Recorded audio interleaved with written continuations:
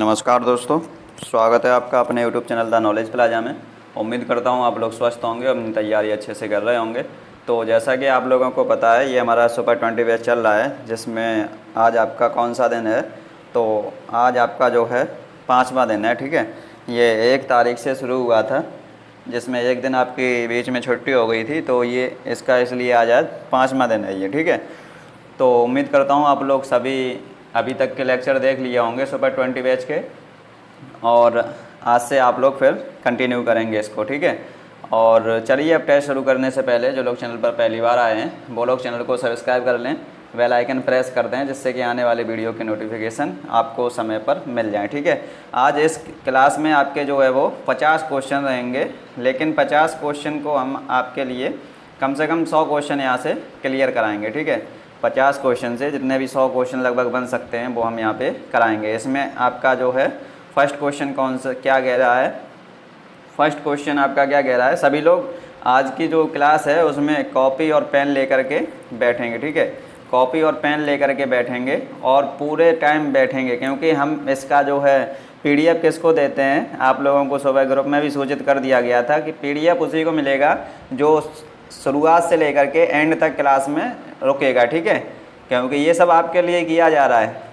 PDF हम आपको ऐसे ही दे दें तो आप क्लास में ही नहीं आए, और क्लास में नहीं आएंगे तो जो क्लास का 40 से 50% आपका याद होने का है, 40 से 50% आपको जो हम क्लास में याद कराते हैं तो वो आप छूट जाएगा आपका। तो हमारा जो टारगेट है 20 बच्चों का सिलेक्शन करवाना, वो नहीं हो पाएगा। इसलिए आपको कैसे भी करके क्लास में आने के लिए जो है आपको क्लास में ज़रूर आना पड़ेगा। क्लास में आने के लिए आपको कैसे भी मजबूर कर होना पड़ेगा यहाँ पे, मतलब हम लोग आपको इतना मजबूर करेंगे क्लास में आने को, क्योंकि हम बोल चुके हैं ना आपको कि 20 लोगों का सिलेक्शन कराना है। तो 20 लोगों का ऐसे ही थोड़ी नहीं सिलेक्शन हो जाएगा। हमारा टारगेट रहता है 40 से 50% आपको क्लास में याद करवाना, और जो बाकी की चीज़ें रह जाती हैं वो आपको PDF तुरंत मिल जाए, उसके बाद याद कर लीजिए आप। ठीक है, तो टारगेट से हमारा 20 लोगों का है, लेकिन आप लोग 50 से 60 लोग अगर लास्ट तक जुड़े रहते हैं तो उनको भी कुछ ना कुछ बेनिफिट मिलेगा। वो लोग जब आप अपना पेपर दे के आएंगे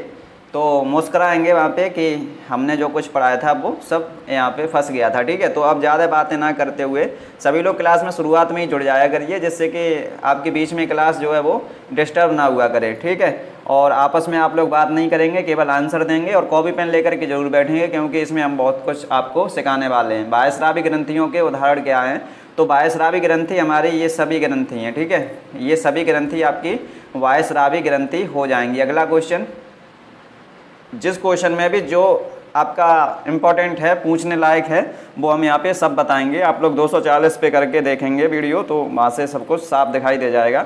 आज तक की PDF जो है वो सबको मिल चुकी हैं, और बहुत सारे लोग जो है वो नए जुड़े हैं। तो कुछ लोग जो है इंग्लिश मीडियम के हैं, तो इंग्लिश मीडियम वालों को भी यहाँ पे वो लोग बोलते हैं कि इंग्लिश में भी आप बता दीजिए, तो इंग्लिश में भी हम इसको बोल देंगे। जो टफ वर्ड होंगे हिंदी के उसको हम इंग्लिश में भी यहाँ पे बोल देंगे। तो पैरामीशियम का आवरण क्या कहलाता है, जो पैरामीशियम की ऊपरी लेयर होती है उसको हम लोग क्या कहते हैं, तो ये इसका राइट आंसर क्या हो जाएगा, पेलिकल। ठीक है, पेलिकल इसका राइट आंसर हो जाएगा। ठीक है, सभी लोगों को लास्ट तक ऐसे ही जुड़ के रहना है, और क्लास अगर अच्छी लग रही है तो इसको लाइक कर दीजिए और अपने दोस्तों के साथ इसको शेयर कर दीजिए, जिससे कि वो भी आपके साथ आ जाए। ठीक है, अब यहाँ से क्वेश्चन पूछ लिया जाए आपसे, कॉपी पेन लेकर के बैठे ही होंगे, अब नोट करिए, क्योंकि हमने इसकी थ्योरी की भी क्लासेस ये सब करा चुके हैं। ठीक है, अब थ्योरी क्लासेस कुछ लोग नए जुड़े हैं तो वो लोग नहीं कर पाए हैं, तो वो लोग यहीं से अपना कवर कर लेंगे, यहीं से अपना कवर कर लेंगे। आपसे क्वेश्चन पूछ लिया जाए कि पैरामीशियम का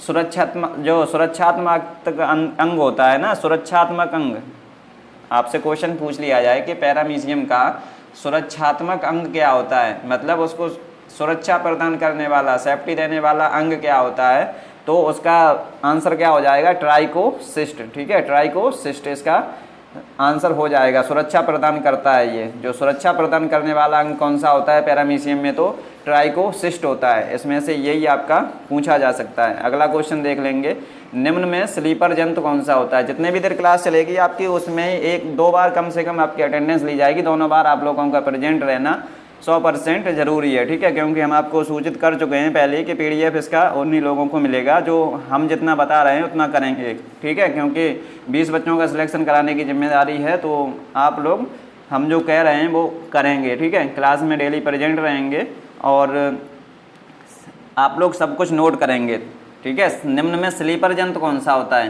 तो स्लीपर जंतु तो आप लोगों को पता ही होगा, पैरामीशियम को हम लोग स्लीपर जंतु बोलते हैं। अगला क्वेश्चन देख लेंगे, अमीबा में जनन की सामान्य विधि कौन सी है? अमीबा में जनन की सामान्य विधि कौन सी है? तो आप लोगों को पता होगा ना कि अमीबा में जो सामान्य विधि है रिप्रोडक्शन की वो कौन सी होती है? तो बाइनरी फिजन, मतलब द्वय विखंडन। इसको इंग्लिश में क्या बोलते हैं? बाइनरी फिजन, ठीक है, बाइनरी फिजन।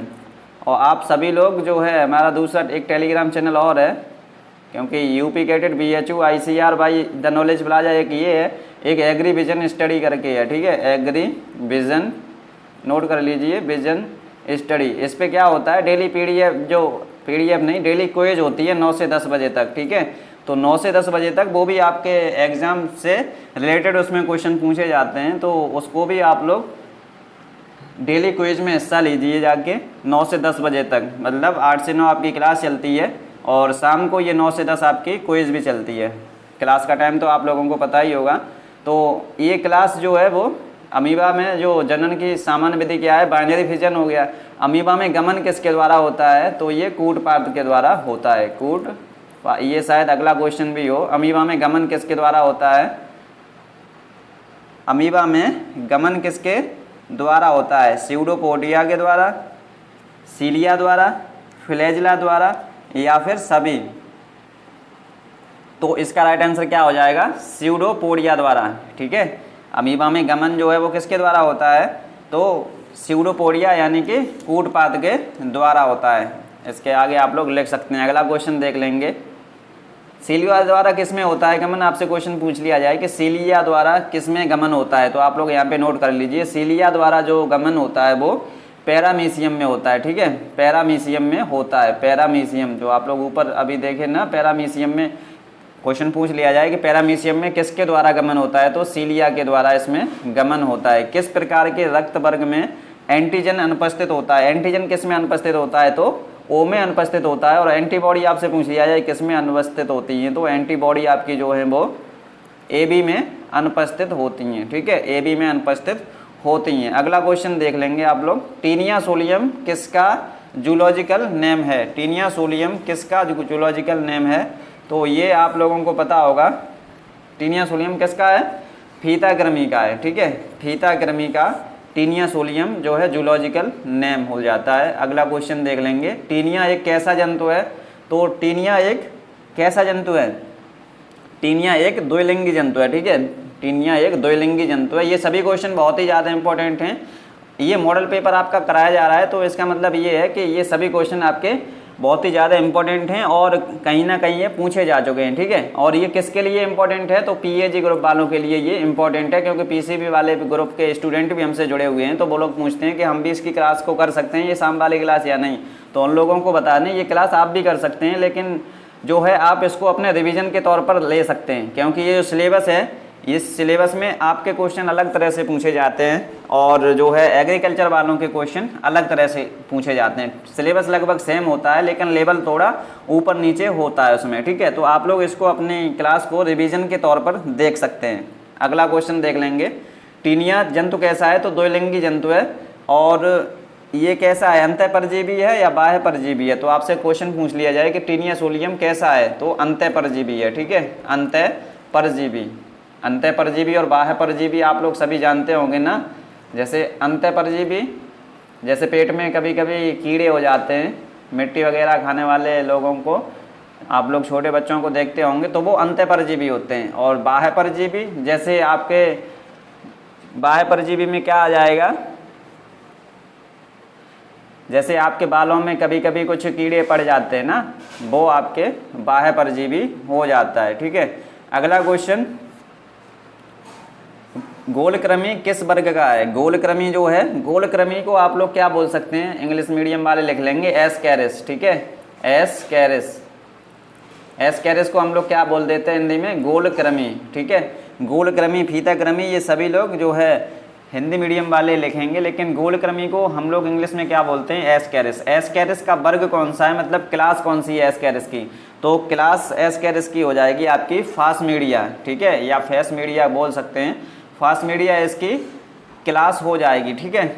और इसका जो है संघ कौन सा हो जाएगा, फाइलम कौन सा हो जाएगा, तो फाइलम नोट करेंगे। आपसे क्वेश्चन पूछ लिया जाए कि ये किस संघ में है, जो गोलकृमि आता है वो किस संघ में आता है, मतलब एस्केरिस का फाइलम क्या होता है, तो इसका फाइलम आप लोग नोट कर लीजिए, नेमेटोड्स या फिर एस्के एलमेंथिस, ठीक है। आप लोग नोट कर लीजिए, यहाँ पे लिखने की जगह नहीं है तो हम यहाँ पे लिख नहीं पाएंगे, इसलिए आप लोग नोट कर लीजिए। इसका फाइलम यानी कि संघ कौन सा होता है, तो एस्के हेलमेंथिस और नेमेटोड्स इसका संघ होता है, ठीक है। आज जो है बहुत ही अच्छी तरह से आपकी क्लास में 100 के लगभग क्वेश्चन कवर हो जाएंगे। केंचुए के लिए गलत जोड़ा कौन सा है, केंचुए के लिए अब यहाँ पे पूछ लिया गया है गलत जोड़ा कौन सा है, तो केंचुए के लिए इसमें आप लोगों को पता होगा मादा जनन क्षेत्र जो केंचुए में होता है वो 14वें खंड में ही पाया जाता है, नर जनन क्षेत्र इसमें जो होता है वो 18वें खंड में पाया जाता है, और जो पेरिस्टोमियम होता है, यहाँ पे पेरिस्टोमियम लग गया है, पेरिस्टोमियम जो होता है वो पहले खंड में होता है, ठीक है, तो ये भी सही है। लेकिन क्लाइटेलम आपको पता होगा कि किस में होता है, तो 14, 15, 16वें खंड में होता है, ये 14, 15 और 16वें खंड में होता है। इसमें 16, 17, 18 दे रखा है, तो ये आपका गलत आंसर हो जाएगा। आपसे क्वेश्चन पूछ लिया जाए, यहाँ पे 4 क्वेश्चन आपके क्लियर हो गए। मादा जनन क्षेत्र कौन से खंड में पाया जाता है, तो 14वें खंड में पाया जाता है। नर जनन क्षेत्र कौन से खंड में पाया जाता है, तो 18वें खंड में पाया जाता है। क्लाइटेलम कौन से खंड में पाया जाता है, तो 14, 15, 16वें खंड में पाया जाता है, और पेरिस्टोमियम आपका पहले खंड में ही पाया जाता है। अगला क्वेश्चन देख लेंगे। आप लोगों को पता होगा जो सुबह हमारा 8 बजे 8 AM पर आपका जो टेस्ट होता है वो एग्रीकल्चर का होता है, ठीक है। कुछ लोग कह रहे हैं कि एग्रीकल्चर जो है वो आप न्यूराज सुंडा और वो volume first second Arun Katyayan से पढ़ाइए, तो हम उस सभी के क्वेश्चन कराएंगे ना। अब हम उसी के क्वेश्चन करा दें तो क्वेश्चन खत्म हो जाएंगे। हमारा टारगेट है ज़्यादा से ज़्यादा अब इम्पोर्टेंट क्वेश्चन कराए जाए। तो इस सप्ताह आप लोग जो हम क्वेश्चन करा रहे हैं वो अभी कर लीजिए। अगले सप्ताह से जो आप लोग बता रहे हैं कि वॉल्यूम फर्स्ट सेकंड और न्यूराज सुंडा अरुण कात्यायन, हम उसके भी क्वेश्चन लेके आएंगे, लेकिन अगले सप्ताह में लेके आएंगे। इस सप्ताह आप लोग जो क्वेश्चन हम करा रहे हैं वो करेंगे, और वो भी सभी क्वेश्चन इंपॉर्टेंट होते हैं, ठीक है। सुबह वाले सर भी आपके क्वेश्चन जो है वो कराते हैं, तो वो भी सही क्वेश्चन होते हैं, ठीक है। एक क्वेश्चन आज गलत हो गया था उसमें, तो वो हमने PDF में सही करके दे दिया था, ठीक है। क्योंकि जो प्याज की फैमिली होती है, प्याज की फैमिली आप लोग नोट कर लेंगे। प्याज की फैमिली कौन सी होती है उसमें हमने बाद में देखा, तो प्याज की फैमिली वाला जो है वो ऑप्शन उन्होंने गलत लगवा दिया था, क्योंकि वो कह रहे थे हमने यही पढ़ा है, तो उन्होंने शायद पढ़ा हो, उनके सर ने यही पढ़ाया हो, क्योंकि वो भी आपके CSA से BSc कर रहे हैं। जो सुबह आपके सर पढ़ाते हैं ना वो CSA से BSc कर रहे हैं। उन्होंने दूसरा पढ़ा है लेकिन हमने दूसरा पढ़ा है, LEAC या LEAC, ठीक है, LEAC या LEAC। तो आप लोग पहले ही जो प्याज की फैमिली क्या है ये आप लोग अभी ऊपर नोट कर लीजिए। प्याज की फैमिली LEAC या LEAC होती है। सुबह के उसमें क्वेश्चन में गलत आंसर लग गया था उनसे, वो कह रहे थे कि हमारे यहाँ पे जो CSA में यही पढ़ाया गया था, तो शायद उनको पढ़ाया गया हो, तो एक आध क्वेश्चन ऐसे गलत हो जाता है, उसको हम PDF में सही करके दे देते हैं। केंचुए में हृदय की संख्या कितनी होती है, तो 4 जोड़ी, मतलब 8 हृदय केंचुए में पाए जाते हैं, ठीक है। 8 हृदय जो होते हैं केंचुए में पाए जाते हैं। अगला क्वेश्चन देख लेंगे, मछलियों का अध्ययन करना क्या कहलाता है। ये क्वेश्चन आप सभी लोग आंसर दे सकते हैं, इसका आंसर दीजिए।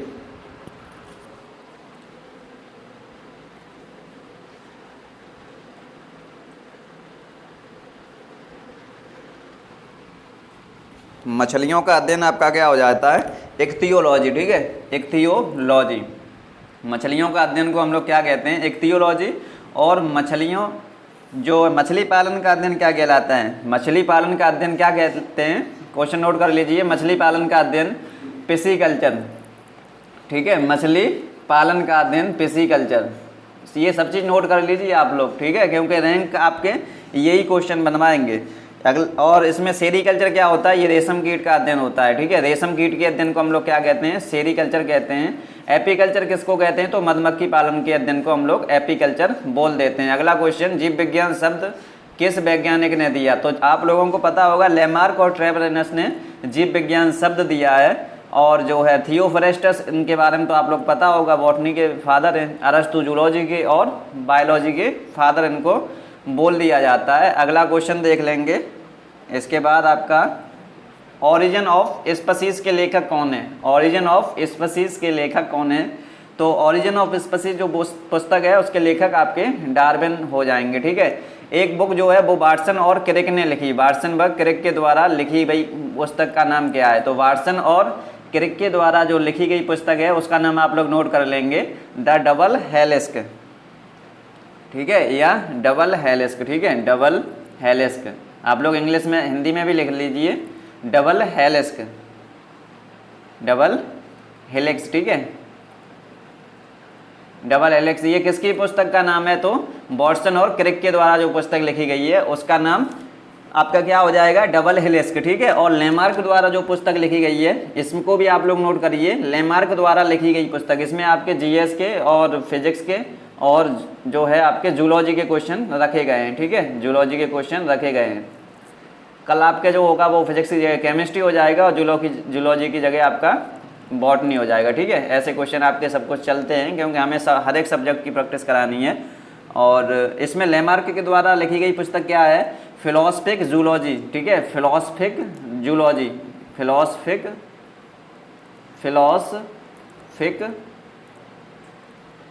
जूलॉजी। ठीक है, जूलॉजी तो आप लोग लिख लेंगे। लीनियस की पुस्तक का नाम क्या है? यहाँ पे लीनियस की पुस्तक का भी, क्योंकि पुस्तक के एक दो क्वेश्चन आ जाते हैं तो इनकी पुस्तक का नाम भी लिख लीजिए आप लोग, सिस्टमा नेचुरी। ठीक है, सिस्टमा नेचुरी किसकी पुस्तक है? तो आप लोग बता देंगे किसकी है? लीनियस की है। ठीक है, सिस्टमा नेचुरी। चलिए अगला क्वेश्चन देखते हैं, आप लोग लिख लिए होंगे इसको। गलत जोड़ा बताइए। इसमें गलत जोड़ा क्या है?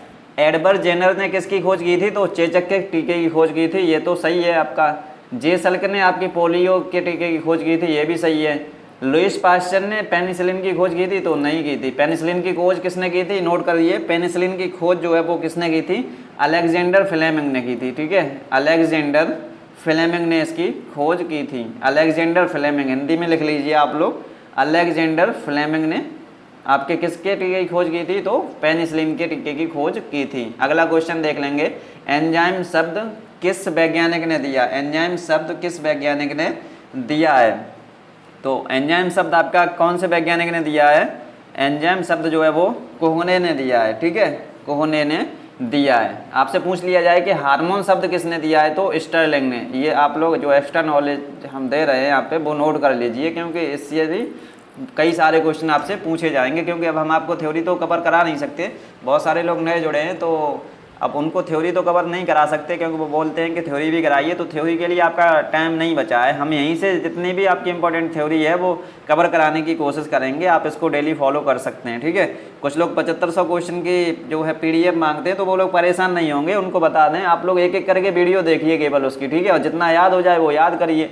आपके लिए जो है लास्ट में हम, या अभी बीच में कभी भी टाइम मिलेगा तब एक जो है पूरे जितने भी वीडियो हो गई है, मतलब जितनी भी क्लास उसमें हमने की थी, उसमें से जो इम्पोर्टेंट क्वेश्चन होंगे उसकी 5 से 6 घंटे की एक क्लास ले लेंगे। ठीक है, उसमें जो भी प्रेजेंट रहेगा तो उसको उसकी PDF दे देंगे तब। ठीक है, अभी आप लोग परेशान नहीं रहिए, होइए वहाँ पे, आप लोग केवल एक एक करके वीडियो देख लीजिए वो। ठीक है, वीडियो देख करके आप लोग अपनी समझ को विकसित कर लीजिए, और हम वहाँ पे 4-5 घंटे में जितने भी क्वेश्चन आपके 7500 क्वेश्चन की सीरीज में इंपॉर्टेंट थे वो 5-6 घंटे क्लास ले करके और उसको ख़त्म करा देंगे और तुरंत उसका PDF दे देंगे। ठीक है, क्योंकि अभी भी नए लोग जो जुड़ रहे हैं वो डेली कमेंट करते हैं कि 7500 क्वेश्चन की हमें जो है PDF चाहिए, तो उसके बारे में भी हम यहाँ पे बता दे रहे हैं। आप लोग परेशान नहीं होइए। ठीक है, क्योंकि आप लोग अब यहाँ पे चैनल पर आ गए हैं तो आपका कुछ ना कुछ फ़ायदा कराने की जिम्मेदारी हमारे पास है। ठीक है, तो हम आपके लिए कुछ ना कुछ जितना भी कर सकते हैं वो करेंगे।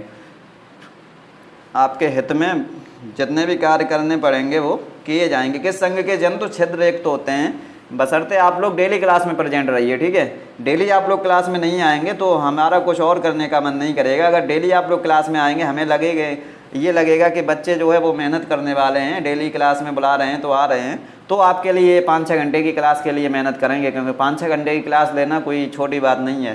ठीक है, 5-6 घंटे की। हम तो इसलिए सोच रहे हैं क्योंकि सभी क्वेश्चन आपको एक जगह इकट्ठे मिल जाएंगे, जितने भी अभी तक इम्पोर्टेंट क्वेश्चन कराए हैं। ठीक है, मतलब चैनल पर जितने भी अभी तक इम्पोर्टेंट क्वेश्चन कराए हैं उनकी सारी की सारी PDF आपको एक जगह इकट्ठी मिल जाए तो आप लोगों को रिवीजन करने में आसानी हो जाए, इसलिए ये क्लास का प्लान कर रहे हैं। तो आप लोग अगर साथ देंगे, डेली क्लास में आएंगे, तो हम इसका प्लान कर सकते हैं जल्दी से जल्दी। ठीक है, यहाँ पे क्वेश्चन का राइट आंसर क्या हो जाएगा, छिद्रयुक्त किसके जंतु होते हैं, तो पोरीफेरा के जंतु जो होते हैं वो छिद्रयुक्त होते हैं। अगला क्वेश्चन, काकरोच का निचला और ऊपरी ओठ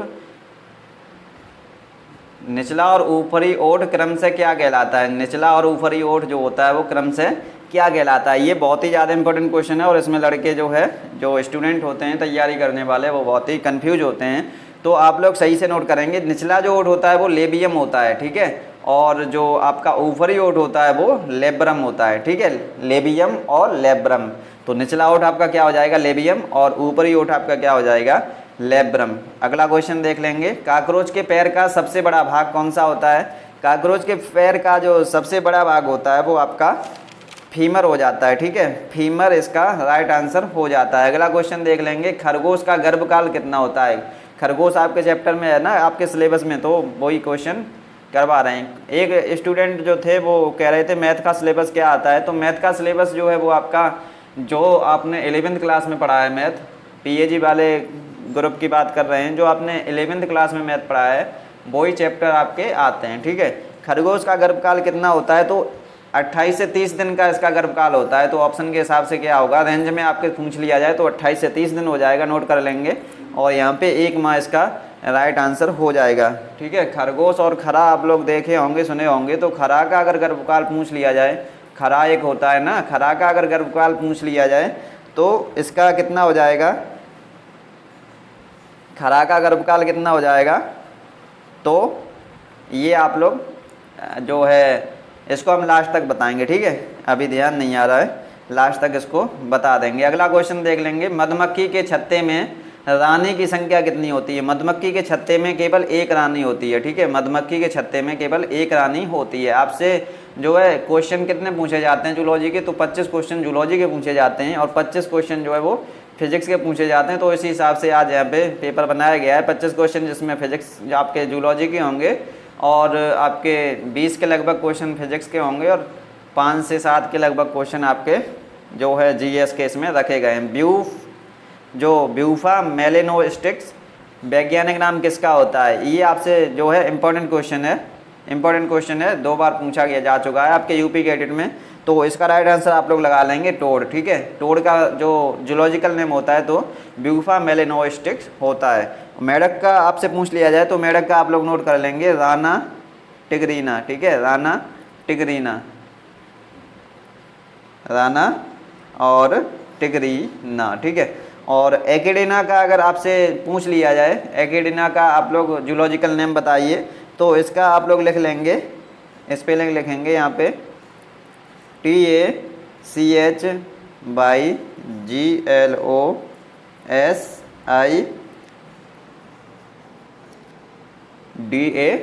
ठीक है, DAE। हिंदी वाले लिख लेंगे इसको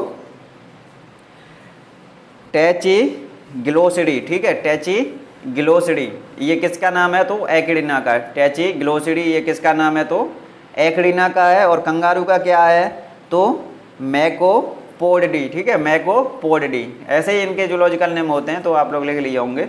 अगला क्वेश्चन देख लेंगे आप लोग। अगला क्वेश्चन क्या कह रहा है, निम्न में किसमें अपूर्ण कायांतर पाया जाता है। बहुत ही ज़्यादा इंपॉर्टेंट क्वेश्चन।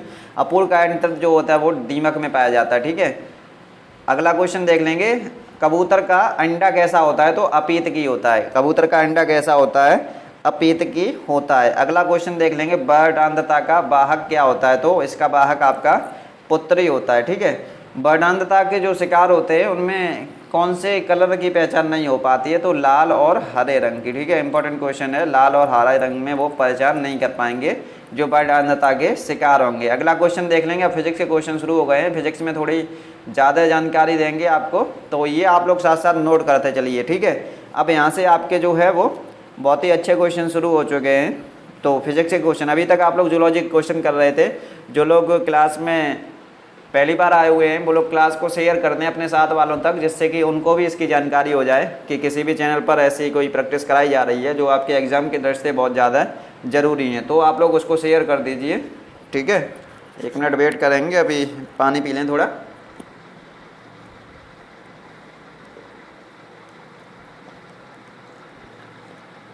चलिए, विस्थापन का मात्रक बताइए। विस्थापन का मात्रक क्या हो जाएगा आपका? विस्थापन का मात्रक आपका हो जाएगा मीटर, ठीक है। अब विस्थापन एक बार और हमने पूछा था यही ऐसा ही क्वेश्चन, तो अब यहाँ पे विस्थापन से रिलेटेड जितनी भी बातें हैं वो आप लोग नोट कर सकते हैं, ठीक है। विस्थापन क्या होता है, जो जैसे आप लोग दूरी पढ़े होंगे, ठीक है, तो दूरी एक अदिश राशि है। दूरी कैसी है? एक अदिश राशि है। लेकिन विस्थापन कैसी है? तो विस्थापन एक सदिश राशि है। क्वेश्चन आपसे पूछा जाए विस्थापन कैसी राशि है, तो विस्थापन आपकी सदिश राशि है। एक पॉइंट आपका ये हो गया। जितने भी पॉइंट यहाँ पे लिखवाएंगे वो आप लोग सब लिखते चलेंगे, ठीक है। और आपसे क्या पूछा जा सकता है इसमें आपसे ये पूछा जा सकता है कि जो विस्थापन होता है वो दूरी से हमेशा कैसा होता है। तो आप लोग नोट करके लिख लीजिए, विस्थापन हमेशा दूरी से नोट करते रहिए, साथ साथ दूरी से पीछे नहीं रह जाएंगे। विस्थापन हमेशा दूरी से कैसा होता है? तो छोटा होता है, ठीक है। दूरी से हमेशा छोटा होता है, ठीक है। दूरी से हमेशा छोटा होता है। आप लोग नोट करते रहिए। यहाँ पे तो आप लोगों को साफ दिखाई नहीं दे रहा होगा। हमने क्या बोला? विस्थापन एक सदिश राशि है, विस्थापन हमेशा दूरी से छोटा होता है। क्वेश्चन ये पूछा गया था कि विस्थापन हमेशा कैसा होता है, तो ये दूरी से छोटा होता है। अगला क्वेश्चन आपसे पूछा जा सकता है कि विस्थापन का मान कैसा हो सकता है? प्लस में हो सकता है या माइनस में हो सकता है या जीरो भी हो सकता है। तो इसके तीनों मान हो सकते हैं। विस्थापन का मान तीनों हो सकता है, मतलब ये धनात्मक भी हो सकता है, ऋणात्मक भी हो सकता है और जीरो भी हो सकता है, ठीक है। तो इतने क्वेश्चन आपसे जो है वो पूछे जा सकते हैं विस्थापन से रिलेटेड। अगला क्वेश्चन देख लेंगे, निम्न में सदिश राशि कौन सी है? सदिश और अदिश से जो है आपके 1 से 2 क्वेश्चन पूछ लिए जाते हैं और 1 से 2 क्वेश्चन आपके मात्रक से पूछे जाते हैं, ठीक है। और 1 से 2 क्वेश्चन आपके डायमेंशन से भी पूछ लिए जाते हैं। तो ऐसे क्वेश्चन आपके डायमेंशन का मतलब क्या होता है? डायमेंशन जो है आपकी विमा, ठीक है, हिंदी वाले विमा, ठीक है। तो इनसे क्वेश्चन ऐसे पूछ लिए जाते हैं, इसलिए हर एक मॉडल पेपर में हमारे जो है हम कराते हैं उसमें ऐसे क्वेश्चन रखे जाते हैं, जैसे आपके पूरा का पूरा वैसा ही जो है आपका रहता है जैसा आपका पेपर आता है, ठीक है। निम्न में सदिश राशि कौन सी है? तो सदिश राशि के बारे में अब ये तो सभी को पता है सदिश राशि इसमें कौन सी है, आप लोग बेग आंसर लगा लेंगे। और ये सब तीनों कैसी हैं? तो ये अदिश राशि हैं। अब सदिश राशि के बारे में और क्या पूछा जा सकता है वो नोट कर लेंगे आप लोग। सदिश राशि को इंग्लिश वाले क्या बोलते हैं? वेक्टर, ठीक है, इंग्लिश वाले नोट कर लेंगे। वेक्टर जो क्वांटिटी होती हैं, वेक्टर क्वांटिटी को निम्न में कौन सी वेक्टर क्वांटिटी है, मतलब इनमें से कौन सी वेग एक वेक्टर क्वांटिटी है, मतलब वेलोसिटी जो होती है वो वेक्टर क्वांटिटी होती है, ठीक है। और यहाँ पे अब जो वेक्टर क्वांटिटी से रिलेटेड या सदिश राशि से रिलेटेड जितने भी क्वेश्चन हैं वो आपसे क्या क्या पूछा जा सकता है। तो आपसे अगर क्वेश्चन पूछा जाए कि ऐसी राशियाँ कौन सी होती हैं जिनमें परिमाण और दिशा दोनों दी होती है, परिमाण और दिशा दोनों दी होती है, परिमाण प्लस दिशा दोनों होती हैं, वो कौन सी राशि कहलाती हैं? तो वो सदिश राशियाँ कहलाती हैं, ठीक है। और क्या, और कुछ नहीं आपसे पूछा जा सकता है। इंग्लिश वाले लिख लेंगे यहाँ पे मैग्नीट्यूड और डायरेक्शन दोनों होता है, ठीक है। मैग्नीट्यूड और डायरेक्शन किस में होता है? तो वेक्टर क्वांटिटी में होता है। अगला क्वेश्चन देख लेंगे, एक गेंद h ऊंचाई से गिराई जाती है, ठीक है, एक गेंद जो है वो h ऊंचाई से गिराई जाती है, तब उसका वेग होगा, उसका वेग क्या होगा यहाँ पे? तो आपने जो है 3 जो है पढ़े होंगे इसमें, v = u + at, ये सब आप लोगों ने 3 लॉ इसके पढ़े हैं ना, तो उसी में ये पूछा गया है, ठीक है। मतलब v = अगर यहाँ पे v = u - gt हो जाता है तो ये किसकी कंडीशन हो जाती? नीचे से कोई चीज़ ऊपर फेंकेंगे तब, ठीक है, नीचे से कोई चीज़ ऊपर फेंकेंगे तो उसका वेग यहाँ पे पता चल जाता है। आप लोग नोट कर सकते हैं कि नीचे से कोई चीज़ ऊपर फेंकेंगे तब वेग बराबर क्या होता है? v = u - gt, ठीक है। इसका राइट आंसर क्या हो जाएगा? तो इस क्वेश्चन का राइट आंसर आपका सी ऑप्शन हो जाएगा, v² = 2gh, ठीक है, v² = 2gh। जी का मान यहाँ पे मतलब क्या होता है कि जी का मतलब आपका हो जाएगा यहाँ पे, जी का मतलब आपका क्या हो जाएगा यहाँ पे? ग्रेविटी, ठीक है। जी का मतलब क्या हो जाएगा? ग्रेविटी, ठीक है। जी का मतलब क्या हो गया यहाँ पे आपका? ग्रेविटी आपका जी का मतलब हो गया। तो ये क्वेश्चन, इसमें से इतने ही क्वेश्चन बन सकते हैं। अगला क्वेश्चन देख लेंगे। 1 किलोग्राम भार बराबर होता है, 1 किलोग्राम किसके बराबर होता है, यहाँ पे ये पूछा गया है। तो आप लोगों को पता होगा जो किलोग्राम मतलब भार होता है, भार को इंग्लिश में हम लोग क्या कहते हैं, तो भार को इंग्लिश में हम लोग बोल देते हैं वेट, ठीक है, वेट इसको बोल दिया जाता है। इंग्लिश मीडियम वाले देख लेंगे, इसको वेट बोल देते हैं, ठीक है। 1 किलोग्राम जो है वेट किसके बराबर होता है, 0.98 न्यूटन के बराबर, 9.8 न्यूटन के बराबर, या फिर आपका 98.0 न्यूटन के बराबर, या 1 न्यूटन के बराबर। तो इसका राइट आंसर क्या हो जाएगा, राइट आंसर आप सभी लोग बताएंगे। उसके बाद जो है आपसे जितने भी तब तक हम जितने भी इससे क्वेश्चन बन सकते हैं वो हम आपको बता रहे हैं। भार से रिलेटेड जितने भी क्वेश्चन आपके बन सकते हैं वो आप लोग यहाँ पे नोट कर लें, ठीक है, क्योंकि भार बहुत इंपॉर्टेंट है आपके लिए भार का जो है क्वेश्चन बहुत इंपॉर्टेंट है, वो आप लोग नोट करेंगे। सबसे पहले भार कैसी राशि है, आप लोग द्रव्यमान और भार में अंतर समझ रहे हैं ना।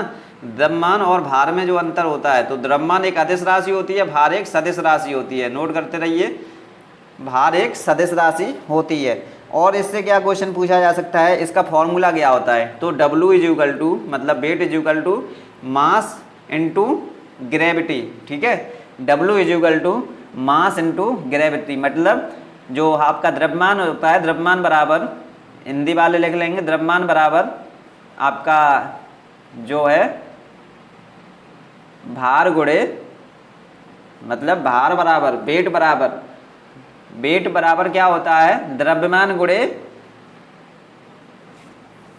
ग्रेविटी, ठीक है। ग्रेविटी को क्या कहते हैं, गुरुत्व ही कहते हैं शायद, ठीक है। इंग्लिश में ही आप लोग लिख लीजिए। इसका जो है यहाँ पे क्या इंपॉर्टेंट है, वो इसका फॉर्मूला क्या हो गया, W is equal to M into g. अब CGS में इसका मात्रक पूछता है, तो CGS में इसका मात्रक क्या हो जाएगा, CGS में इसका मात्रक आपका हो जाएगा ग्राम इंटू सेंटीमीटर पर सेकंड स्क्वायर, ठीक है, ग्राम इंटू सेंटीमीटर पर सेकंड स्क्वायर।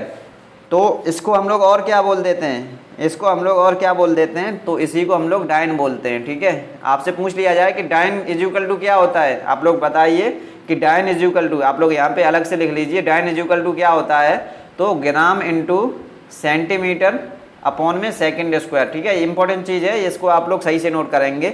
और इसको और क्या बोल सकते हैं, इसको हम लोग CGS में इसका मात्रक ये हो गया। अब MKS में इसको मिटा दे रहे हैं, MKS में क्या हो जाएगा इसका मात्रक, MKS में इसका मात्रक नोट करेंगे, MKS में इसका मात्रक, तो MKS में इसका मात्रक क्या हो जाएगा, किलोग्राम इंटू मीटर पर सेकंड स्क्वायर, ठीक है, मीटर पर सेकंड स्क्वायर, ये आप लोग नोट कर लीजिए, किलोग्राम इंटू मीटर पर सेकंड स्क्वायर। और इसी को हम लोग क्या बोल देते हैं, तो इसी को हम लोग न्यूटन बोल देते हैं। आपसे पूछ लिया जाए कि न्यूटन बराबर क्या होता है, तो न्यूटन बराबर आप लोग नोट कर लेंगे, न्यूटन बराबर आप लोग यहाँ पे नोट कर लेंगे, क्या हो जाता है, किलोग्राम इंटू मीटर पर सेकंड स्क्वायर, ठीक है, मीटर पर सेकंड स्क्वायर आपका ये हो जाएगा, ठीक है। अगला क्वेश्चन आप लोग देख लेंगे यहाँ पे। और इससे क्या आपका पूछा जा सकता है, तो इसकी डायमेंशन पूछी जा सकती है। तो डायमेंशन जो आपकी, ये सब चीज़ हम किसके बारे में बता रहे हैं, ये सब चीज़ आपकी भार के बारे में चल रही है, ठीक है, भार के बारे में ये सब चीज़ चल रही है। तो भार का डायमेंशन कितना होता है, मतलब इसका विमा क्या हो जाता है, MLT-2, मतलब MLT-2। आपसे क्वेश्चन ये पूछ लिया जाता है कि बल के बराबर किसका मात्रक होता है, नोट करके लिख लीजिए आप लोग, बल के बराबर किसका मात्रक होता है। तो बल के बराबर जो मात्रक होता है वो आपका भार का हो जाएगा, ठीक है, बल के बराबर मात्रक किसका हो जाएगा, भार का हो जाएगा। और एक चीज़ और इसमें इम्पोर्टेंट है, वो आप लोग नोट कर लीजिए, उसके बाद आगे चलते हैं, ठीक है, उसके बाद हम लोग आगे चलते हैं। एक चीज़ और इसमें इम्पोर्टेंट है, वो चीज़ आप लोग नोट कर लीजिए। यहाँ पे आपसे पूछा जाता है, यहाँ पे आपसे क्या पूछा जाता है कि भार जो है वो बदलता रहता है, नोट करके लिखिए, ये सभी चीज़ें आपके एग्जाम के दृष्टि से बहुत ही ज़्यादा इंपॉर्टेंट हैं, ठीक है, इसलिए यहाँ पे लिखा रहे हैं ये सभी चीज़। आप लोग बोर नहीं होंगे और लिखते रहेंगे, क्योंकि बोर हम यहाँ पे करा नहीं रहे हैं। आपसे जो भी एग्ज़ाम में पूछा जाएगा वो हम केवल लिखा रहे हैं, ठीक है, वही हम केवल लिखा रहे हैं। तो आप लोग नोट करिए कि भार बदलता रहता है। एग्जाम्पल जैसे कि अर्थ पर अगर कोई बात, मतलब पृथ्वी पर अगर भार जो है वो W है, नोट करते रहिए, पृथ्वी पर अगर भार W है तो चंद्रमा पर कितना होगा, अगर पृथ्वी पर भार जो है वो W है तो चंद्रमा पर W/6 हो जाएगा, ठीक है। उम्मीद करता हूँ आप लोग सब ये समझ रहे होंगे। उम्मीद करता हूँ आप लोग ये सब समझ रहे होंगे और नोट कर रहे होंगे। तो नोट करते रहिए जिससे कि आप लोग बाद में कुछ मैसेज ना करना पड़े आपको कुछ पूछने का, ठीक है। आपसे क्वेश्चन दे दिया जाए कि अगर पृथ्वी पर किसी भी वस्तु का भार जो है वो 60 किलोग्राम है, ठीक है, तो चंद्रमा पर कितना होगा। क्वेश्चन ऐसे ही पूछ लिया जाता है, अगर पृथ्वी पर भार 60 किलोग्राम है तो चंद्रमा पर कितना होगा। तो चंद्रमा पर कुछ नहीं, 60/6 कर देना आप लोग, मतलब 10 किलोग्राम वहाँ पे भार होगा उसका, ठीक है। अगर आपका भार यहाँ पे 60 किलोग्राम है तो चंद्रमा पर अगर आप लोग चले जाएंगे तो इसका भार कितना हो जाएगा, इसका भार आप लोगों का भार हो जाएगा 60 किलोग्राम, ठीक है, मतलब 60 का 10 किलोग्राम आपका रह जाएगा, ठीक है। अगला क्वेश्चन देख लेंगे, कार्य तथा सामर्थ्य की इकाई क्या होती है। कार्य तथा सामर्थ्य की इकाई क्या होती है। कार्य तथा सामर्थ्य की इकाई क्या होती है।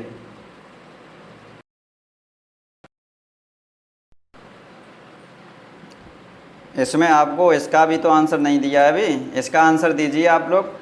यही तो, इसके बारे में आपने ज़रूरी जानकारी जो थी वो तो नोट कर लिए, अब इसके बारे में जो और एक्स्ट्रा जानकारी थी वो तो आप लोग नोट कर लिए, लेकिन इसका आंसर यहाँ पे देना भूल गए। तो इसका आंसर क्या हो जाएगा, 1 किलोग्राम जो भार होता है वो 9.81 न्यूटन के मीटर, जो 9.81 न्यूटन के बराबर होता है, ठीक है। तो 9.8 यहाँ पे ऑप्शन इसका राइट आंसर हो जाएगा। अगला क्वेश्चन देख लेंगे, कार्य तथा सामर्थ्य की इकाई क्या होती है। कार्य तथा सामर्थ्य मतलब वर्क और पावर की यहाँ पे, वर्क और पावर की यहाँ पे क्या पूछी है, यूनिट पूछी है, ठीक है। वर्क और पावर की यूनिट यहाँ पे पूछी है, तो वो आप लोग बताएंगे। तो सभी लोगों को पता होगा। अब वर्क और पावर के बारे में जितने भी इसके आंसर हो सकते हैं, सबसे पहले आप लोग इसका आंसर लगा लेंगे। इसका आंसर जो है वो कौन सा सही है, 30 नंबर क्वेश्चन का आंसर आपका जूल तथा जूल सेकंड यहाँ पे सही हो जाएगा। अब ये कैसे सही होगा वो हम ये आपको निकाल करके दिखा रहे हैं, ठीक है। सबसे पहले इसी का क्वेश्चन जो है वो इसके बारे में और हम थोड़ा बताएंगे, उसके बाद सीधे सीधे जो है और आपके क्वेश्चन इतने बड़े नहीं होंगे और सभी क्वेश्चन जो है वो सीधे सीधे आपको मिल जाएंगे। लेकिन इसमें जो आपको ज़रूरी जानकारी है वो बहुत ही इंपॉर्टेंट है, वो आप लोग नोट करेंगे, ठीक है। हमारे साथ नोट करिए क्योंकि ये बहुत ही इंपॉर्टेंट क्वेश्चन है। वर्क और जो पावर से जितने भी क्वेश्चन आपसे पूछे जा सकते हैं वो अब आप लोग यहाँ पे नोट कर लेंगे, ठीक है, वो आप लोग यहाँ पे नोट कर लेंगे। अब कार्य के बारे में सबसे पहले नोट करिए, यहाँ पे थोड़ी जगह है तो यहाँ पे देख लेंगे। कार्य के बारे में आप लोगों से क्या पूछा जाएगा, कार्य का फॉर्मूला क्या होता है, ठीक है। कार्य ऊपर हेडिंग डालिए कार्य, ठीक है, कार्य हेडिंग डालिए। अब इसका फॉर्मूला क्या होता है, तो फॉर्मूला इसका डेफिनेशन से ही निकलता है, वर्क इंटू वर्क की दिशा में जो कार्य गुणे कार्य जो बल की दिशा में विस्थापन, ठीक है, W इंटू डी इसका फॉर्मूला होता है। क्वेश्चन आपसे पूछ लिया जाए कि ये किसका फॉर्मूला है, तो कार्य का फॉर्मूला है। अब आपसे कार्य की जो है यूनिट पूछ ली जाए तो इसकी MKS में यूनिट क्या हो जाएगी, MKS में इसकी जो मात्रक होगा वो क्या हो जाएगा, MKS में इसका मात्रक होगा जूल, और मतलब यहाँ पे वर्क का क्या होता है, आप लोग यहाँ पे पहले लिखिए जूल और न्यूटन मीटर, ठीक है, जूल और न्यूटन मीटर, ठीक है। ये इसका आपका क्या हो जाएगा, मात्रक हो जाएगा MKS में। MKS में मात्रक इसका क्या होगा, जूल और न्यूटन मीटर। अब आपसे पूछ लिया जाए कि कार्य का CGS में मात्रक क्या होगा, कार्य का CGS में मात्रक क्या होगा, CGS में मात्रक क्या होगा कार्य का, वो आप लोग लिखिए। CGS में इसका मात्रक क्या होगा, अर्ग और मतलब ERG अर्ग और डाइन सेंटीमीटर, ठीक है, डाइन चुड़ैल डाइन नहीं, डाइन सेंटीमीटर, जो डाइन आपकी यूनिट होती है, कुछ डाइन जो चुड़ैल वगैरह को बोल देते हैं वो नहीं, यहाँ पे डाइन सेंटीमीटर। अब इससे आपसे क्वेश्चन पूछ लिया जाए कि इसकी डायमेंशन क्या होती है कार्य की, जो आपसे डायमेंशन को हिंदी में क्या बोलते हैं, इसका जो है, चलिए आप लोग इसका जो डायमेंशन होता है वो नोट करिए, ML2T-2, ML2T-2, बिमा इसको हिंदी में बोल देते हैं। तो आपकी कार्य की डायमेंशन क्या हो जाएगी, ML2T-2। कार्य के बारे में जितने भी क्वेश्चन पूछे जा सकते हैं वो आपसे यहाँ पे लिखा दिए गए हैं। एक क्वेश्चन और इसमें पूछा जा सकता है कि 1 जूल इक्वल टू कितने अर्ग होता है, 1 जूल इक्वल टू कितने अर्ग होता है, तो 10⁻7 अर्ग, ठीक है, 10⁻7 अर्ग। अगर आपसे 1 अर्ग पूछ लिया जाए, 1 अर्ग में कितने जूल होते हैं, तो 10⁻⁻7 जूल, ठीक है, 10⁻⁻7 जूल। अगला क्वेश्चन आपसे पूछ लिया जाए, आप लोग साथ साथ नोट करते चलिए, अगला क्वेश्चन आपसे पूछ लिया जाए कि 1 न्यूटन इज इक्वल टू कितना होता है, तो 10⁻5 डाइन, ठीक है, 10⁻5 डाइन।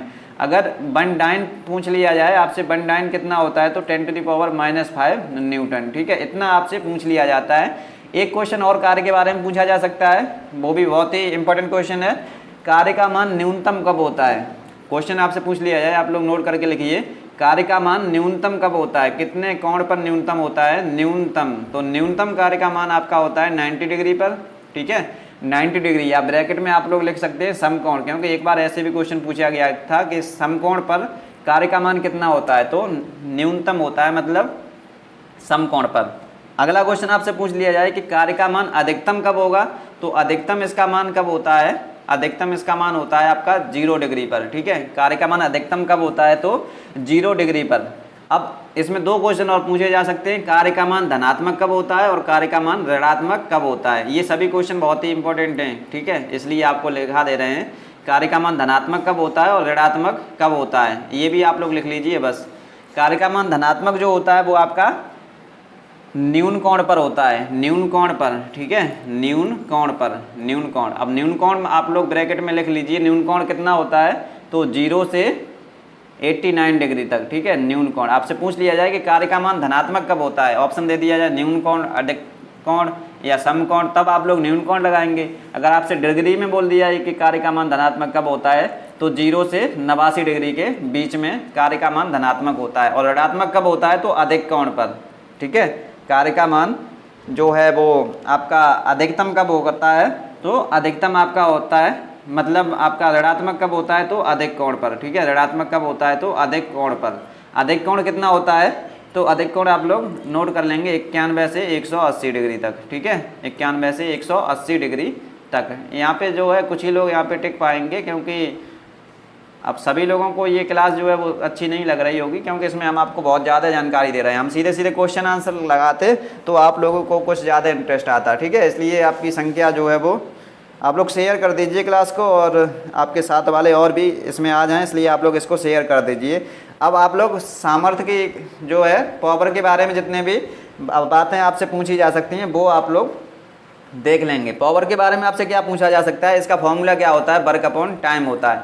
सबसे ज़्यादा जरूरी इसकी डेफिनेशन पूछी जाती है, सीधी सीधी डेफिनेशन पूछ ली जाती है, तो डेफिनेशन आप लोग इसकी नोट कर लेंगे। किसी भी जो कार्य करने की दर, कार्य करने की दर को हम लोग क्या कहते हैं, कार्य करने की दर को हम लोग क्या कहते हैं, तो सामर्थ्य कहते हैं। कार्य करने की दर को हम लोग क्या कहते हैं, तो सामर्थ्य कहते हैं। अब इसका MKS में मात्रक क्या हो जाएगा, MKS में इसका मात्रक लिख लेंगे आप लोग जूल प्रति सेकंड, जूल प्रति सेकंड या फिर वाट, ठीक है, वाट, ठीक है, ये किस में हो गया आपका MKS में। और CGS में इसकी क्या होगी, CGS में इसकी यूनिट क्या हो जाएगी, तो CGS में आप लोग नोट कर लेंगे, CGS में अर्घ प्रति सेकंड, ठीक है, अर्घ प्रति सेकंड, ये आपकी CGS में इकाई हो जाएगी सामर्थ्य की। और इसमें आपसे इसका डायमेंशन पूछ लिया जाए कि पावर का डायमेंशन क्या होता है, तो ml/t-3, ठीक है, ये डायमेंशन हमने आपको सभी निकालना सिखाई थी।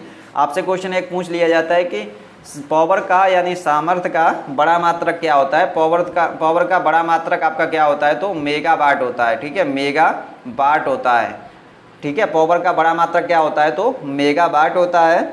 और आपका 1 मेगावाट का मान कितना होता है, 1 मेगावाट आप लोग लिख लीजिए, क्योंकि ये सभी क्वेश्चन इंपॉर्टेंट है। 10⁻, यहाँ पे आपका 6 वाट हो जाएगा, ठीक है, 10⁻6 वाट, 1 मेगावाट बराबर 10⁻6 वाट हो जाएगा। दो क्वेश्चन और यहाँ पे इंपॉर्टेंट हैं, वो आपसे पूछे जा सकते हैं कि एक सामान्य व्यक्ति की अश्व शक्ति कितनी होती है, एक सामान्य व्यक्ति की अश्व शक्ति कितनी होती है, आप लोग नोट कर लीजिए, एक सामान्य व्यक्ति की अश्व शक्ति कितनी होती है, तो 0.05 से 0.1 HP इसकी अश्व शक्ति होती है एक सामान्य व्यक्ति। आपसे पूछ लिया जाए कि एक जोड़ी बैल की अश्व शक्ति कितनी होती है, एक जोड़ी बैल की अश्व शक्ति, एक जोड़ी बैल, यहाँ पे एक जोड़ी की पूछी गई है, तो एक जोड़ी बैल की 1 HP पे आपकी हो जाएगी, ठीक है, 1 HP इसकी अश्व शक्ति हो जाती है एक जोड़ी बैल की। एक बैल की पूछ लिया जाए तो 0.5 HP, ठीक है, ये तो आप लोग बता सकते हैं। चलिए अगला क्वेश्चन देख लेंगे, निम्न में गलत कथन कौन सा है, तो सामर्थ्य का हमने फॉर्मूला आपको बताया, power is equal to work upon time, ये सही है आपका।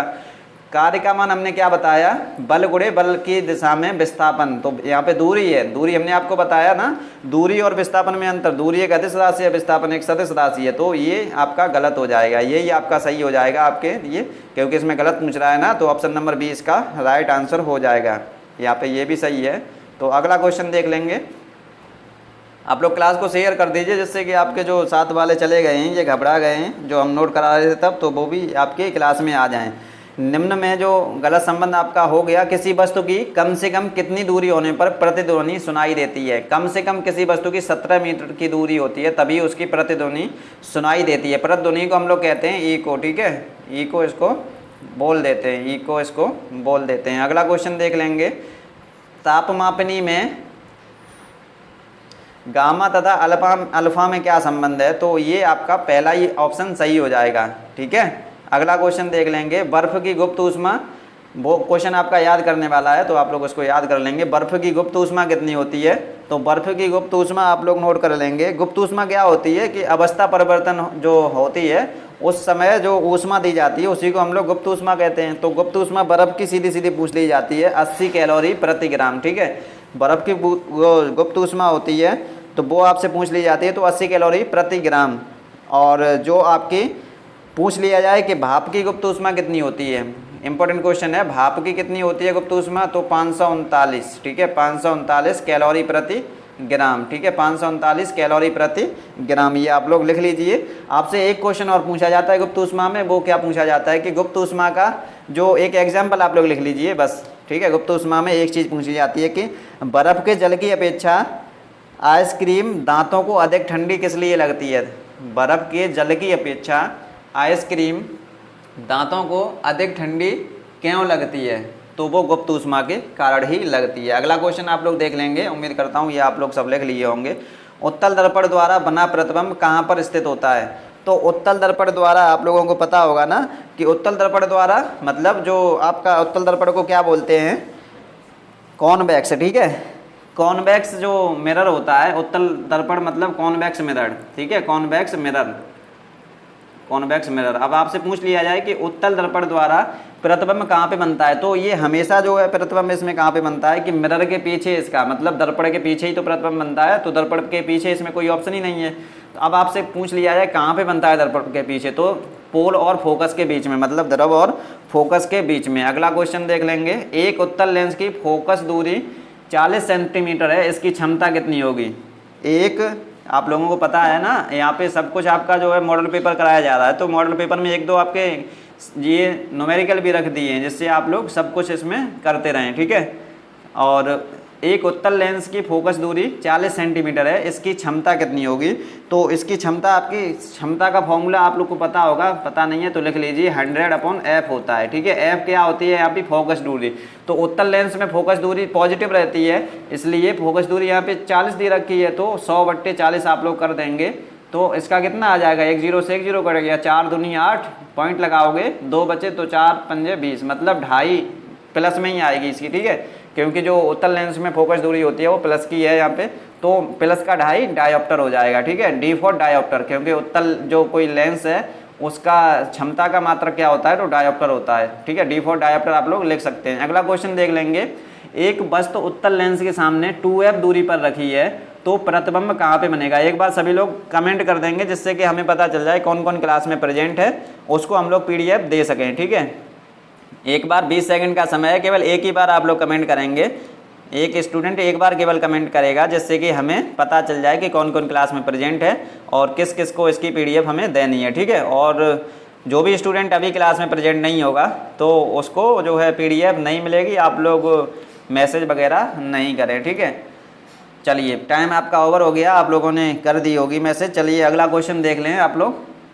एक वस्तु उत्तल लेंस के सामने 2f दूरी पर रखी है, तो प्रतिबिंब कहाँ पे बनेगा, इसका प्रतिबिंब जो पीछे उसके 2f पर बन जाएगा। अगला क्वेश्चन देख लेंगे। सामान्य आँख के लिए स्पष्ट दृष्टि की न्यूनतम दूरी कौन सी कितनी होती है, तो सामान्य जो मनुष्य होता है उसके लिए न्यूनतम दूरी 25 सेंटीमीटर होती है और अधिकतम उसकी क्या होती है, अनंत होती है। नोट कर लीजिए, अधिकतम कितनी होती है, तो अधिकतम कितनी होती है आपकी, अनंत होती है। आप जो आँख के बारे में और 2-3 इम्पॉर्टेंट क्वेश्चन है, वो क्या है कि मानव नेत्र का लेंस कैसा होता है, मानव नेत्र का लेंस कैसा होता है।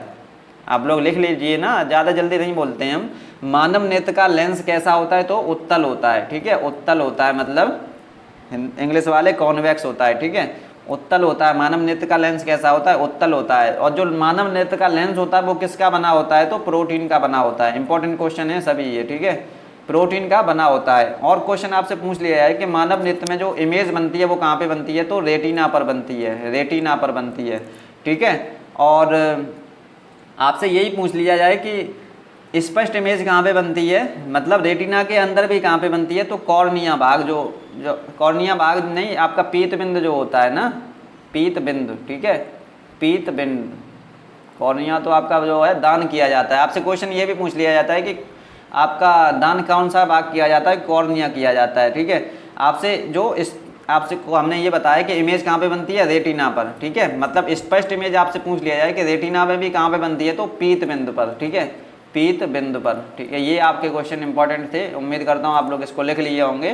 क्या क्या हमने बताया, मानव नेत्र का लेंस जो है उत्तल लेंस होता है, मानव नेत्र का जो लेंस होता है वो प्रोटीन का बना होता है। इसमें इमेज किसकी कहाँ पे बनती है तो रेटिना पर बनती है। और सबसे स्पष्ट इमेज जो है वो पीत बिंदु पर बनती है जो रेटिना का मध्य भाग होता है। और यहाँ पे आपका कॉर्निया भाग जो होता है वो दान किया जाता है। अगला क्वेश्चन देख लेंगे, आंखों में जाने वाला प्रकाश किसके द्वारा नियंत्रित किया जाता है तो आइरिस के द्वारा इसको नियंत्रित करते हैं। घरों में तार, आपको देख रहे होंगे ना, हर एक आपके यूनिट से क्वेश्चन उठाए गए यहाँ पे, ठीक है। 4 यूनिट है ना आपके जो सिलेबस है उसमें, तो चारों यूनिट से आपके यहाँ पे क्वेश्चन उठाए गए हैं। घरों में तार लगाए जाते हैं, घरों में तार कौन से लगाए जाते हैं, किस क्रम में लगाए जाते हैं तो समांतर क्रम में लगाए जाते हैं, सीरीज में नहीं लगाए जाते हैं, ठीक है। तो सीरीज में क्यों नहीं लगाए जाते हैं, क्योंकि अगर हम लोग सीरीज में तार लगा देंगे तो एक तार में अगर फॉल्ट हो गया तो सभी जगह उसका मतलब पूरा जो लाइन होगी आपकी घर में वो पूरी ख़राब हो जाएगी। समांतर क्रम में यही होता है कि पूरी लाइन ख़राब नहीं होती है, एक ही जगह पे जो है वो ख़राब हो जाता है। हीटर का तार किसका बना होता है तो नाइक्रोम का बना होता है, ठीक है। हीटर का तार जो होता है वो किसका बना होता है तो नाइक्रोम का बना होता है। अगला क्वेश्चन देख लेंगे। अगला क्वेश्चन क्या कह रहा है, बल का मान जब धारावाही चालक चुंबकीय क्षेत्र के लंबवत हो, ये आप लोग नोट कर लेंगे, आई बट्टे यहाँ पे आई बट्टे बी नहीं होगा, बी आई एल होगा, ठीक है। ये ऑप्शन सही है इसमें बी, ठीक है। इसको आप लोग केवल याद कर लेना। और अगला क्वेश्चन देखते हैं। ये क्वेश्चन आपका आया हुआ था इसलिए यहाँ पे रख दिया है। डायनमो क्या उत्पन्न करता है, डायनमो क्या उत्पन्न करता है, 10 सेकंड आप लोग इसका आंसर दे सकते हैं। डायनमो उत्पन्न करता है,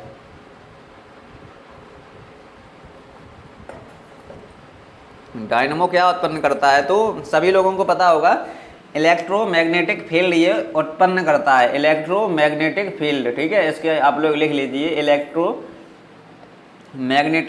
फील्ड, ठीक है। विद्युत चुंबकीय क्षेत्र, हिंदी वाले लिख लेंगे विद्युत चुंबकीय क्षेत्र, ठीक है, विद्युत चुंबकीय क्षेत्र लिख लिया होगा। डायनमोमीटर से हम यहाँ पे पूछ लिया जाए कि डायनमोमीटर से क्या मापा जाता है तो यांत्रिक ऊर्जा को विद्युत ऊर्जा में ये चेंज करता है। डायनमोमीटर का उपयोग हम लोग क्यों करते हैं, क्वेश्चन आपसे यहाँ पे 2 क्वेश्चन लिखेंगे केवल।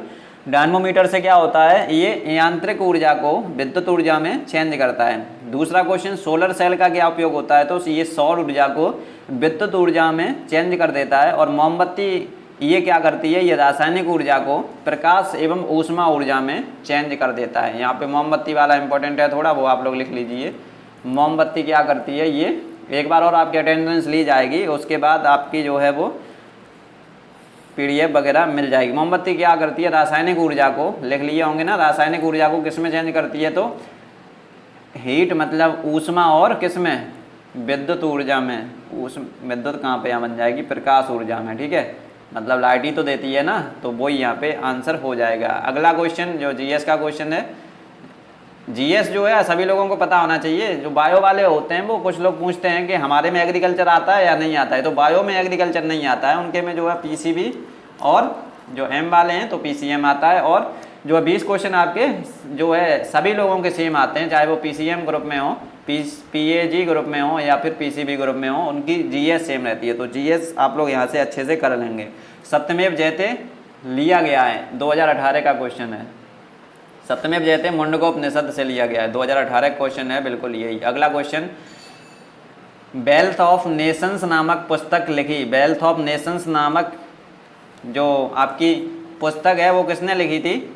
Wealth of nation Adam Smith ने लिखी थी, ठीक है, एडम स्मिथ के द्वारा ये लिखी गई थी, वेल्थ ऑफ नेशन। अगला क्वेश्चन, कोटा किस नदी के तट पर स्थित है? यहाँ पे कुछ नदी हैं, उनका आप लोग लिख लेंगे और उनका पीडीएफ हम आपको प्रोवाइड कर देंगे। जैसे कि कोटा आपसे पूछ लिया गया तो कोटा किस नदी पर स्थित है?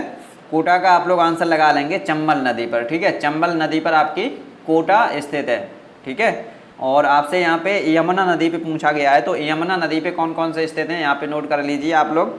यमुना नदी पर कौन कौन से हैं? मथुरा, ठीक है, मथुरा नोट कर लीजिए आप खुद ही, ठीक है, मथुरा, दिल्ली, दूसरा क्या है? दिल्ली, ठीक है। और एक और यहाँ पे था, एक क्या था वो आप लोग, चलिए आप उसको छोड़ दीजिए, एक जो था वो ध्यान नहीं आ रहा है।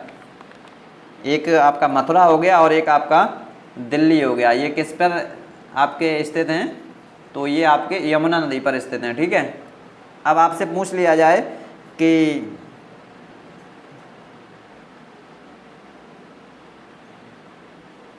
ये रामगंगा पर कौन स्थित है? तो बरेली, ठीक है, रामगंगा पर कौन स्थित है, कौन सा शहर स्थित है? तो बरेली शहर स्थित है। और आपसे पूछ लिया जाए कि कोसी पर कौन सा स्थित है? आप लोग लिख रहे हैं ना, सभी लोग लिख रहे हैं ना या नहीं लिख रहे हैं? सभी लोगों को लिखना चाहिए ये, ठीक है। सभी लोग अगर नहीं लिखेंगे तो हमारा टारगेट जो 20 बच्चों का सिलेक्शन कराना है वो कैसे हो पाएगा? आप लोग इसलिए जितना भी हम यहाँ पे मेहनत कर रहे हैं आपके लिए, तो उसको आप लोग ऐसे ही व्यर्थ नहीं जाने देंगे, ठीक है, व्यर्थ नहीं जाने देंगे और जो है वो लिखते रहेंगे इसको, ठीक है, क्योंकि जो सीरियस स्टूडेंट हैं वही यहाँ पे लिख रहे होंगे, ये भी हमें पता है। गोमती नदी पर कौन सा शहर स्थित है? गोमती, यहाँ पे लिख लीजिए आप लोग, एक तरफ नदी और एक तरफ शहर, ठीक है, एक तरफ नदी यहाँ पे, एक तरफ शहर, लिख लिए होंगे ना यहाँ पे। चलिए अब यहाँ पे लिखते चलिए, 2-3 और हैं। गोमती नदी पर कौन सा शहर है? तो लखनऊ है, ठीक है, गोमती शहर पर कौन सा है? तो लखनऊ हो जाएगा आपका। दूसरा इंपॉर्टेंट, कानपुर किस नदी पर है? तो कानपुर आपका हो जाएगा गंगा नदी पर, ठीक है, गंगा नदी पर, गंगा नदी पर कानपुर हो जाएगा, ठीक है। और गंगा पर कौन कौन से हो जाएंगे वो भी यहाँ पे आप लोग लिख लीजिए जो इम्पोर्टेंट है। एक हरिद्वार हो जाएगा गंगा नदी के किनारे, ठीक है, एक हरिद्वार हो जाएगा आपका, और एक जो है वो हरिद्वार ही, दो ही इम्पोर्टेंट है इसमें। और यहाँ पे आपसे पूछ लिया जाए कि उज्जैन किस नदी के किनारे स्थित है? उज्जैन बहुत ही इंपॉर्टेंट है, उज्जैन आप लोग लिख लीजिए।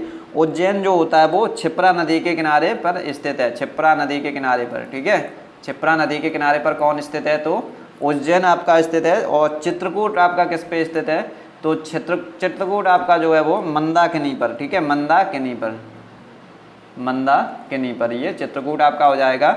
और आपका क्या, एक अहमदाबाद और इम्पोर्टेंट है, अहमदाबाद किस नदी पर हो जाएगा? अहमदाबाद आपका साबरमती नदी के किनारे, साबरमती नदी के किनारे, ठीक है। आपके 20 क्वेश्चन इससे आते हैं, तो 20 क्वेश्चन के लिए आप लोग थोड़ी मेहनत कर लेंगे, जिससे एक भी क्वेश्चन आपका जो है वो यहाँ से कटेगा नहीं। वाराणसी आपका आप लोग से पूछ लिया जाए कि वाराणसी किस नदी पर स्थित है? तो जो वाराणसी है वो आपकी किस नदी पर हो जाएगी? यानी बनारस जो है वो गंगा और बड़ौदा नदी पर, गंगा कोमा बड़ौदा आप लोग लिख लीजिए। इलाहाबाद किस पर है? तो इलाहाबाद आपका संगम नदी पर, ठीक है, इलाहाबाद जो है वो संगम पर है, ठीक है, संगम जो। और यहाँ पे कौन सा इम्पोर्टेंट है? कोई यहाँ पे ज़्यादा इम्पोर्टेंट नहीं है। कोलकाता और इम्पोर्टेंट है, तो कोलकाता आप लोग लिख लीजिए बुगली नदी के किनारे। बुगली नदी के किनारे कौन सा स्थित है? तो कोलकाता, बुगली नदी के किनारे कौन सा स्थित है? तो कोलकाता यहाँ पे स्थित हो जाएगा। जौनपुर तो सभी लोगों को पता होगा, गोमती नदी पर, नहीं जिसको पता है तो वो लिख लेंगे। जौनपुर किस नदी के किनारे है? तो गोमती नदी के किनारे। और बांदा आपका किस नदी के किनारे है? तो बांदा आपका किस नदी के किनारे है? केन नदी के किनारे, ठीक है। अयोध्या तो सभी लोगों को पता होगा ना, सरयू नदी के किनारे ये स्थित है। अगला क्वेश्चन आप लोग देख लेंगे, प्रथम रेल कब चली थी और कहाँ पर चली थी? तो प्रथम रेल, यहाँ पे थोड़ा जूम कम करें, प्रथम रेल जो है वो आपकी कहाँ चली थी और कब चली थी, कैसे चली थी, कितने किलोमीटर चली थी, वो आप लोग यहाँ पे नोट कर लीजिए। जो प्रथम रेल इंडिया की बात कर रहे हैं यहाँ पे, ठीक है, इंडिया की बात कर रहे हैं यहाँ पे। प्रथम रेल जो है वो 16 जुलाई 1853 में चली। कहाँ से कहाँ तक चली? तो मुंबई से ठाणे तक, ठीक है, मुंबई से कहाँ तक? ठाणे तक, यहाँ से ऐसे लिखेंगे ठाणे, मुंबई से ठाणे तक प्रथम रेल चली, कितना किलोमीटर चली थी? तो 34 किलोमीटर, ठीक है, 34 किलोमीटर। आपसे 3 क्वेश्चन यहाँ पे पूछे जा सकते हैं, वो हमने लिखा दिए। प्रथम रेल कब चली? तो 16 जुलाई 1853 में चली। कहाँ से कहाँ तक चली? तो मुंबई से ठाणे तक चली। कितने किलोमीटर चली? तो 34 किलोमीटर चली। भारत के रक्षा मंत्री आप लोगों को पता है राजनाथ सिंह हो जाएंगे, ठीक है।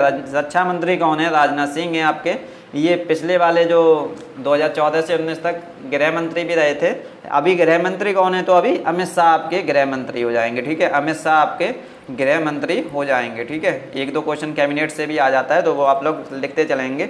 निर्मला सीतारमण आपकी कौन सी क्या हैं? तो ये वित्त मंत्री हैं, ठीक है। वित्त मंत्री कौन सी हैं? तो कौन है? तो आपकी निर्मला सीतारमण हो जाएंगी, ठीक है। अरुण जेटली रहे नहीं, और सुरेश प्रभु जो हैं वो अभी उनको कुछ नहीं दिया गया है शायद, ठीक है। भारत के वर्तमान मुख्य न्यायाधीश कौन है? वर्तमान भारत के मुख्य न्यायाधीश कौन है? तो NV रमन, ठीक है। एन वेंकटरमन और रमन, ठीक है। NV रमन आप लोग याद कर सकते हैं। और यहाँ पे हमने लिख भी दिया है आगे, ये 24 अप्रैल 2021 को इनका कार्यकाल शुरू हुआ था। 24 अप्रैल 2021 को इनका कार्यकाल शुरू हुआ था। ये भारत के कौन से मुख्य न्यायाधीश हैं? ये भारत के कौन से मुख्य न्यायाधीश हैं? तो ये आप लोग लिख लेंगे 48वें मुख्य न्यायाधीश हैं, ठीक है। 48वें मुख्य न्यायाधीश कौन है इंडिया के? तो आपके NV रमन है। इनका कार्यकाल 24 अप्रैल 2021 को शुरू हुआ था। अब हड़प्पा की बात कर लें, लास्ट क्वेश्चन है। हड़प्पा किस नदी पर स्थित है? मतलब हड़प्पा किस नदी पर बसा हुआ है? तो ये आपका हो जाएगा रावी नदी पर, ठीक है। अब आपसे क्वेश्चन पूछ लिया जाए कि सिंधु नदी पर जो सिंधु घाटी सभ्यता का कौन सा नगर स्थित है? तो सिंधु नदी पर आपका हो जाएगा, क्या हो जाएगा आपका? मोहनजोदड़ो, ठीक है, मोहनजोदड़ो। 1-2 मिनट की और क्लास है आपकी, 1-2 मिनट की और क्लास है। हड़प्पा किस नदी पर है? तो रावी नदी पर है। और यहाँ पे क्या हो जाएगा? एक क्वेश्चन इंपॉर्टेंट है कि जो हड़प्पा है वो अभी वर्तमान में कहाँ पे पड़ता है? वर्तमान इसकी लोकेशन कहाँ पे है? तो मांटगोमरी, ठीक है। वर्तमान में ये कहाँ पे है? मांटगोमरी में है, ठीक है। मांटगोमरी में है ये। मांटगोमरी कहाँ पे पड़ता है? तो आपका पाकिस्तान में पड़ता है, ठीक है। मांटगोमरी में है। मांटगोमरी कहाँ पे पड़ता है? तो पाकिस्तान में पड़ता है। हड़प्पा की खोज किसने की थी? हड़प्पा की खोज किसने की थी? इंपॉर्टेंट क्वेश्चन है ये सभी। दयाराम साहनी ने, ठीक है। दयाराम साहनी ने, दयाराम साहनी ने कब की थी? तो ये भी इंपॉर्टेंट है, कब की थी? 1921 में की थी, ठीक है। 1921 में की थी। और यहाँ पे क्या आपसे पूछा जा सकता है, जो सिंधु घाटी सभ्यता का प्रथम नगर कौन सा खोजा गया? सिंधु घाटी सभ्यता का खोजा गया प्रथम नगर, सिंधु घाटी सभ्यता का मतलब इंडस वैली सिविलाइजेशन का जो खोजा गया पहला नगर कौन सा है? तो हड़प्पा है, ठीक है। और आपसे इसमें क्या पूछा जा सकता है? और आपसे इसमें कुछ नहीं पूछा जा सकता है। अब जो मोहनजोदड़ो की बात है वो कर लेंगे। मोहनजोदड़ो किस नदी के किनारे स्थित है? वो सिंधु नदी के किनारे स्थित है। और आपसे पूछा जाए कि मोहनजोदड़ो की खोज किसने की थी? तो राखलदास बनर्जी ने, राखलदास बनर्जी, ठीक है। कब की थी? राखलदास बनर्जी ने कब की थी? तो ये उसके 1 साल बाद ही की थी, 1922 में, ठीक है। 1922 में की थी। आपसे पूछ लिया जाए कि सिंधु घाटी सभ्यता का सबसे बड़ा नगर कौन सा था? तो मोहनजोदड़ो, ठीक है। मोहनजोदड़ो। इसको मृतकों का टीला भी बोलते हैं, ठीक है। याद रखेंगे मृतकों का टीला किसको बोलते हैं? तो मोहनजोदड़ो को ही बोलते हैं। सिंधु घाटी सभ्यता का सबसे जो है बड़ा नगर कौन सा है? तो मोहनजोदड़ो है। आज की क्लास आपकी यहीं तक थी। जो ये तो आप लोगों को पता है। एक बार सभी लोग कमेंट कर देंगे जिससे उन्हीं को PDF इसकी प्रोवाइड हो जाए, ठीक है। सभी लोग एक बार कमेंट कर देंगे और जिससे उनको PDF इसकी प्रोवाइड हम कर सकें। और इन्हीं लोगों को केवल PDF प्रोवाइड होगी। सभी लोग जो है आपको ग्रुप में भी सूचित किया गया था, जो लोग शुरुआत से लेकर के आज तक डेली क्लास में प्रेजेंट रहेंगे उनको PDF इसका दे दिया जाएगा। और जो लोग लास्ट में ये वीडियो देख रहे हैं, मतलब अपलोड होने के बाद वीडियो देख रहे हैं, तो उनको केवल एक ही काम करना होता है। उनको क्या करना होता है? सभी क्वेश्चन के उनको देने होते हैं, जिससे हमें पता चल जाता है आप लोग शुरुआत से लास्ट तक क्लास में रहे हैं, तो आपको उसकी PDF मिल जाएगी, ठीक है। उम्मीद करता हूँ आप लोगों को आज की क्लास बहुत अच्छी लगी होगी। आप लोगों को कैसी लगी आज की क्लास आप लोग कमेंट करके बता सकते हैं। ऑफलाइन कमेंट करके बताएंगे, जिससे कि और भी लोग आपके देख सकें, ठीक है। तो आज की क्लास इसमें आप लोग रिव्यू जरूर देंगे। ये तो आप लोगों को पता है ना, सुपर 20 बैच हमारा चल रहा है नॉलेज प्लाजा के द्वारा। लास्ट तक जुड़ने के लिए आपका बहुत बहुत धन्यवाद। जो लोग चैनल पर पहली बार आए हुए थे वो लोग चैनल को सब्सक्राइब कर लें। वीडियो पसंद आई हो तो लाइक कर दें, अपने दोस्तों तक शेयर कर दें। जिससे कि उन सभी को इनकी जानकारी हो सके। ठीक है, तो ऐसे ही आपके क्वेश्चन पूछे जाते हैं। आप लोग का अंत तक जुड़ने के लिए बहुत बहुत धन्यवाद। सुबह आपकी क्लास जो है वो एग्रीकल्चर की होगी, 8 बजे उसका टाइम है, तो उसमें सभी लोग आएंगे। हर एक तरह के क्वेश्चन उसमें आपको मिलेंगे। ठीक है, इस सप्ताह आपके ऐसे क्वेश्चन मिल रहे हैं, अगले सप्ताह और अच्छे क्वेश्चन मिलेंगे। और जो भी मतलब अच्छे तो अभी भी मिल रहे हैं, लेकिन अभी किसके मिल रहे हैं, एग्रोनॉमी और हॉर्टिकल्चर के। ठीक है, जितने भी क्वेश्चन एग्रोनॉमी और हॉर्टिकल्चर से पूछे जा सकते हैं वो सभी आपको मिल रहे हैं। ठीक है, और भी बहुत कुछ आपके लिए यहाँ पे प्लान किया गया है, करने की कोशिश की गई है। तो आप लोग अगर लास्ट तक ऐसे ही जुड़ेंगे, डेली क्लास में प्रेजेंट रहेंगे, तो आपको सभी कुछ जो है वो मिलता रहेगा। ठीक है, तो चलिए अब आज की क्लास जो है वो आपकी यहीं तक है। सुबह आप लोग आइए क्लास में, जो आपके CSA वाले सर पढ़ाते हैं आपकी एग्रीकल्चर की क्लास, उसमें आप लोग ज्वाइन होंगे। ठीक है, तो चलिए अब मिलते हैं कल, तब तक के लिए जय हिंद, वंदे मातरम।